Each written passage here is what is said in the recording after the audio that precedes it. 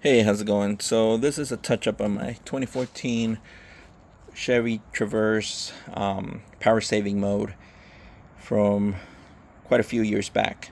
Now, on the original video, I never showed what I did to repair it. I just kind of told you, hey, this is what I did, but I didn't show exactly what I did. So I went ahead and bought one of these generic wires, 4 gauge, out of AutoZone.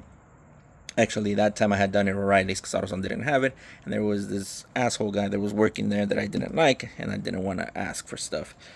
Um, anyway, that's a personal thing. What I did is put lug rings on either side. This one actually burnt off, and it's weird because it's red right there, but um, bolted it down. Same contact as it would with the alternator, so it's not losing anything, and it's going through this 200 amp fuse. Now, last time it failed at the right here where the alternator touches with the wire where it's crimped, and this time it failed on this side. Now, I'm gonna say that I'm no engineer, but I don't think my rig was the problem. I don't think the first rig was the problem. I think that it being so close to the manifold was the problem.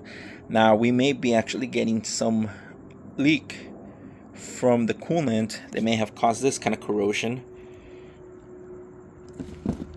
but we're also getting a lot of heat. Now, that corrosion could cause a lot of resistance, and there's where we're burning up. So now I gotta check that. Mind you that this Traverse, I changed the radiator and a few hoses on it, water pump when I had it. Those were all things that were changed, so there's no reason why. Oh, the radiator cap too.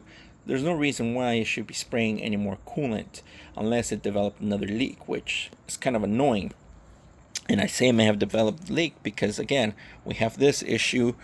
Then right here, it almost looks like that was kind of that orange coolant there.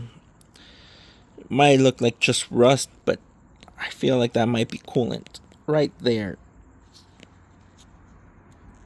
That right there. So there's certain angles that there's no continuity. See that corrosion again, and as I messed with this, I didn't really find anything else out of norm besides corrosion and this stiff, brittle insulation. You can see where it's been falling apart. You got a lot of bad one here. So I just think that it was very bad engineering on GM's part. So if I had to do it all over again, I would get it closer to the radiator versus closer to the manifold. But again, now I would insulate this a whole lot more. I would make sure that I put a sleeve over it, over the whole rig, so that there's nothing that can seep through either loom or the electrical tape.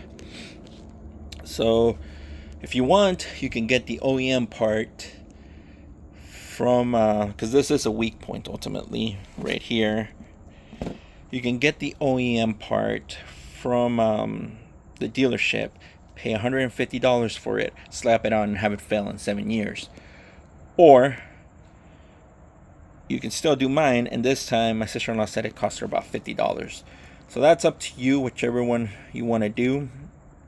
But know that this could potentially be an issue. On top of that, when I was sending my sister-in-law pictures of alternators and the location where she was going to find hers, I also stumbled upon several ones that were burnt up, these particular wires. So it's not an uncommon thing for Traverses. So if you thought that maybe this was what was wrong with your car, it quite possibly is.